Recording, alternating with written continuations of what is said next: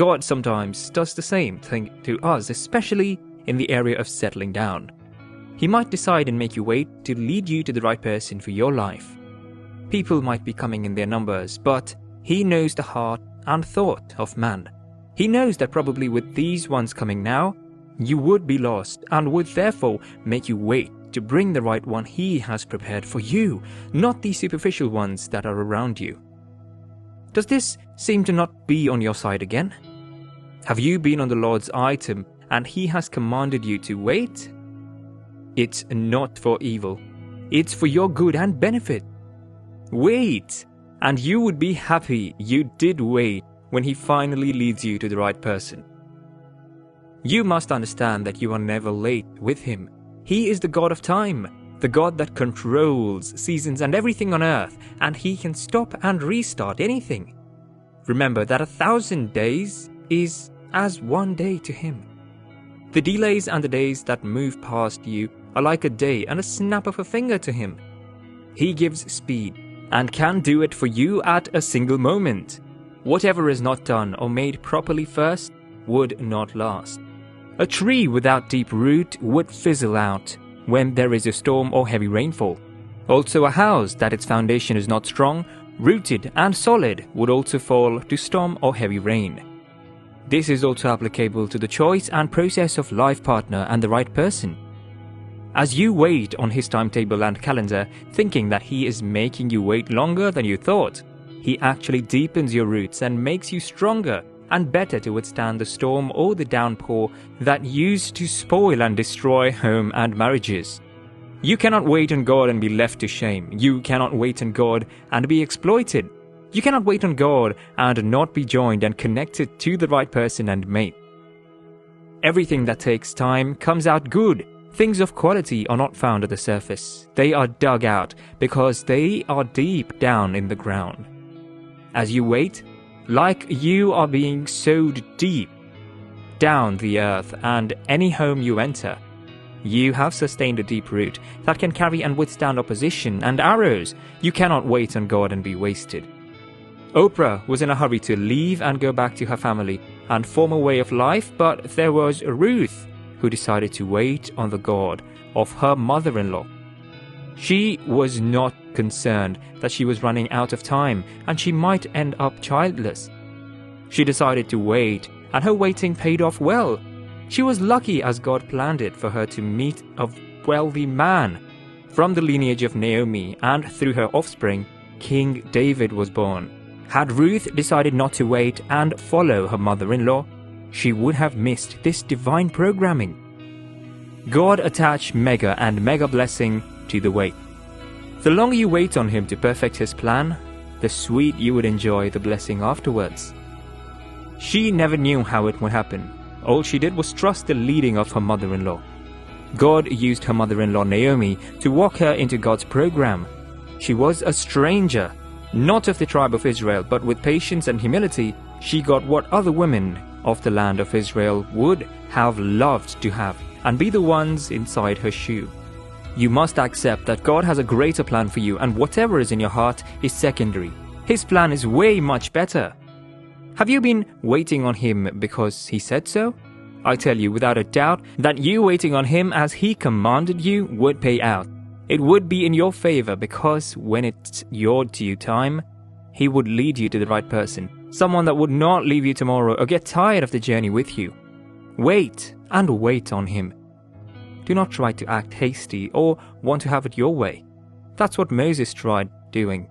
He felt that yes, God has made him a leader and deliverer, and wanted to do it by killing the Egyptians when they want to harm the Israelites, but that was not God's method.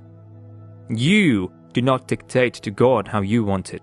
You follow and follow how He wants it. Until Moses realized this and stepped out to wait on God, he would have not achieved it how it happened. It was in his wait that God called and gave him the clarity on how it would be carried out, and it was a success. Wait on the timing and timetable of God. Do not look or be intimidated at what men are saying or how they are mocking you for your time looking like it's running out. God would do yours in a special way, and you would be led to the right person in a grand style. As you wait, it is time to build godly character.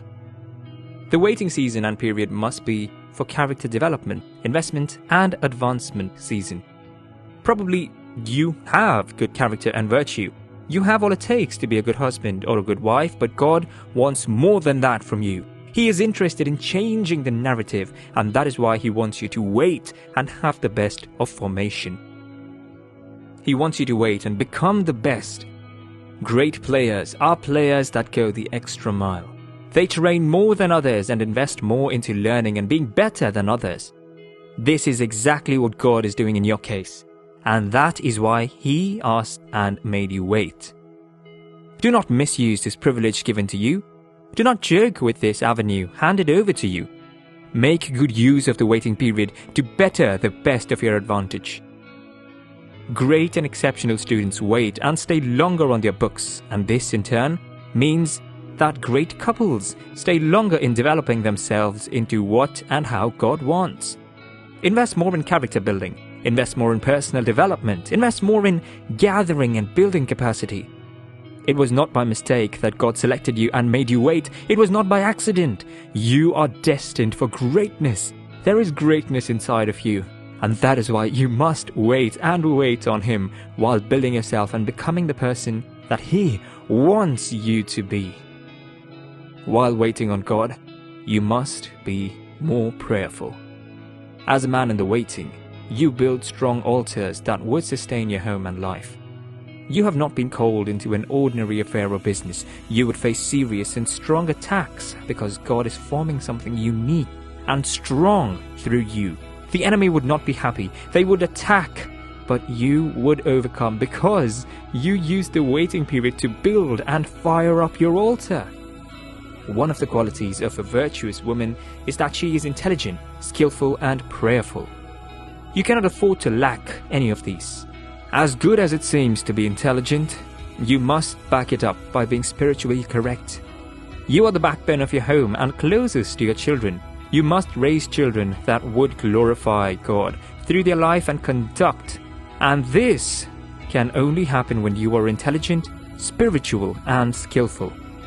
You need these three components in you as a woman. The wait God asks you to do is to build these components well and be unique in them. Be intelligent, skillful, and prayerful.